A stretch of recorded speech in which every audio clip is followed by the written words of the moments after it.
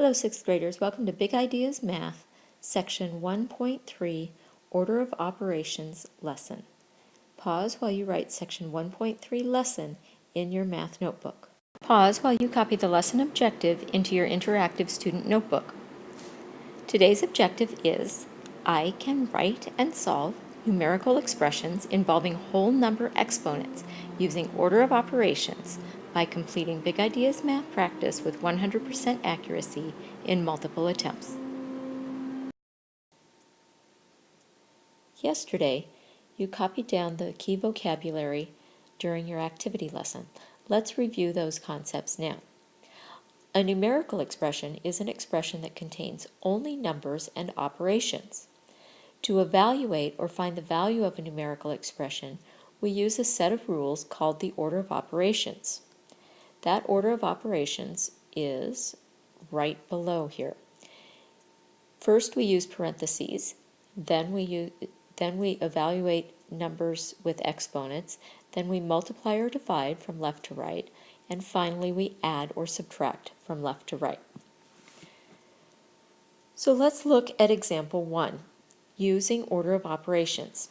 Letter A, when we evaluate 12 minus 2 times 4, we're going to multiply 2 and 4 first, because according to our order of operations, we multiply or divide before we add or subtract.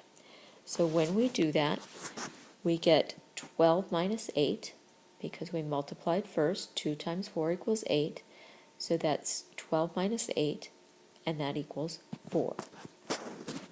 Let's look at letter B. We evaluate 7 plus 60 divided by 3 times 5. Now, since the 3 times 5 is in the parentheses, we have to do that first.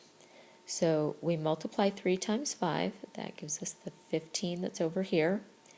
And then we look at our order of operations and we say, okay, we have to divide next. So we divide 60 by 15, and that gives us 4. And then we are going to add 7 and 4, which gives us our final answer of 11. Please remember, if there's anything you don't understand, you need to mark that, view the lesson a second time, and if you're still unsure, be sure and put that in your exit slip and ask your teacher tomorrow during class. Example 2 says using order of operations with exponents. So we've used the order of operations with multiplication, subtraction, addition, division, and parentheses. Now we're going to add exponents in. And if we look up here at our key idea, the order of operations has exponents coming in second, right after parentheses. So our example has us evaluating 30 divided by, in parentheses, 7 plus 2 to the third power times 6. So we have to evaluate the power in parentheses first. So we have to evaluate 2 to the third power. Be careful, do not multiply the 2 times the 3. That's not correct. We have to multiply 2 times itself 3 times.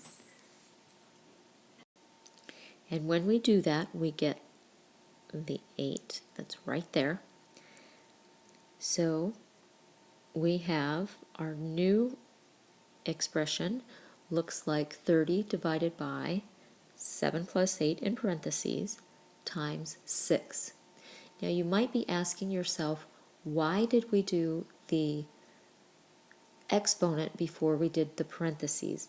And the answer is we had to do the exponent first because it was in the parentheses. And it comes before the addition that is in the parentheses.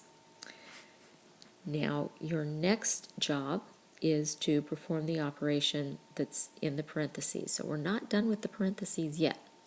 So we add the 7 plus 8 in parentheses, and we get this 15 down here, and everything else stays the same.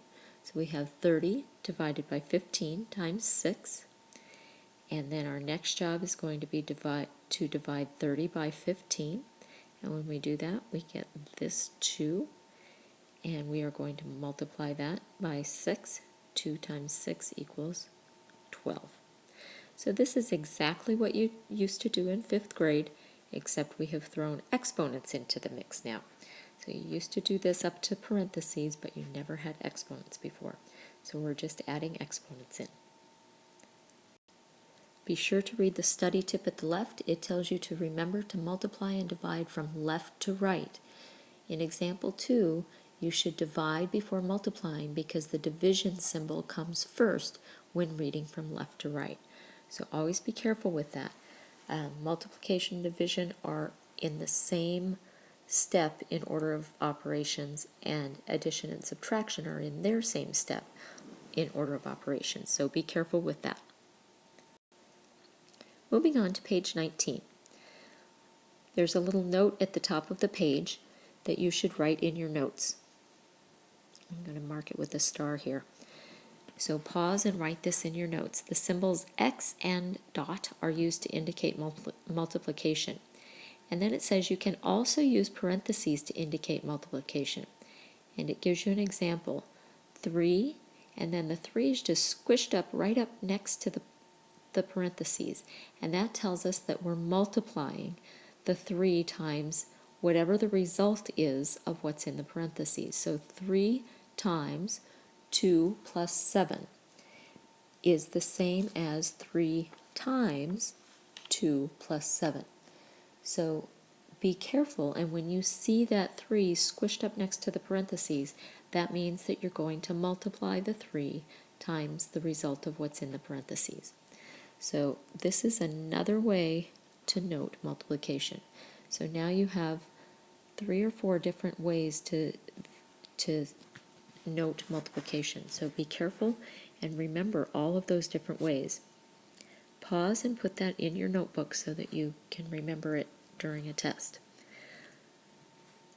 Now let's look at example 3, using order of operations.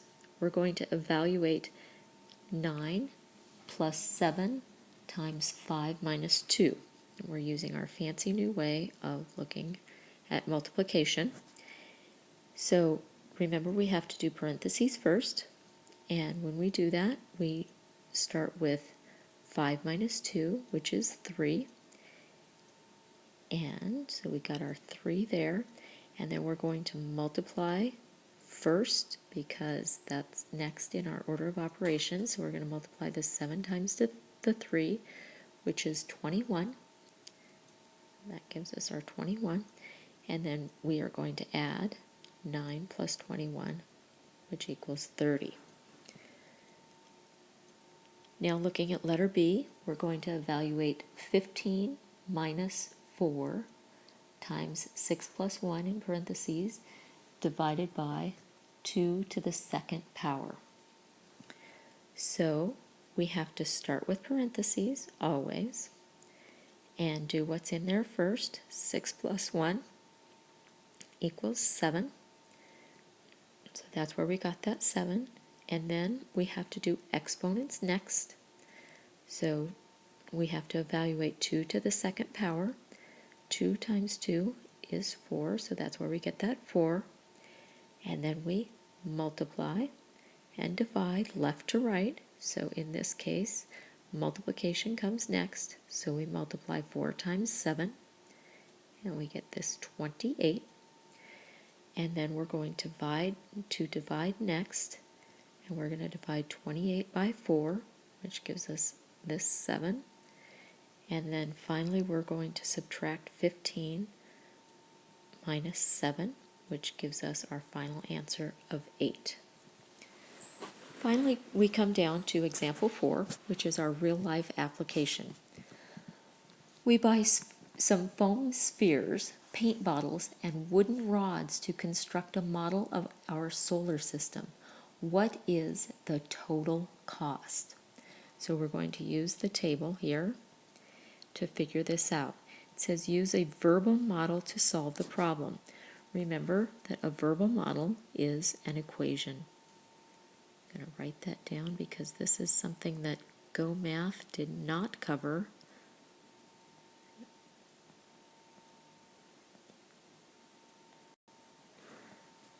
But it's a term that Big Ideas does use. Verbal model equals equation. So you might want to stick that in your notes because you're going to come across it in this book quite a bit. So it says use a verbal model to solve the problem. So the cost of 9 spheres is $2. So it's $2 for each sphere, so 9 times 2. And the cost of 6 paint bottles, and paint is $3 per bottle, so that's 6 times 3. And then the cost of 8 rods, and each rod is $1, so that's 8 times 1. So they have written it out for us, 9 times 2 plus 6 times 3 plus 8 times 1. And that equals, we have to use our order of operations, 9 times 2 plus 6 times 3. So we want to multiply first 18, and then we want to multiply again, plus 18, and then we want to multiply the third one, plus 8. So we did all of our multiplication there, and then we want to add that up, and when we add it all up, it equals 44. So our total cost is $44. In order to get credit for viewing your flipped lesson, you need to complete your notes in your interactive student notebook, complete your on-your-own questions in your interactive student notebook, and submit them in your Google form, and complete your Big Ideas math assignment in your math notebook and submit that when it is 100% correct. Be sure to visit your teacher if you have any questions.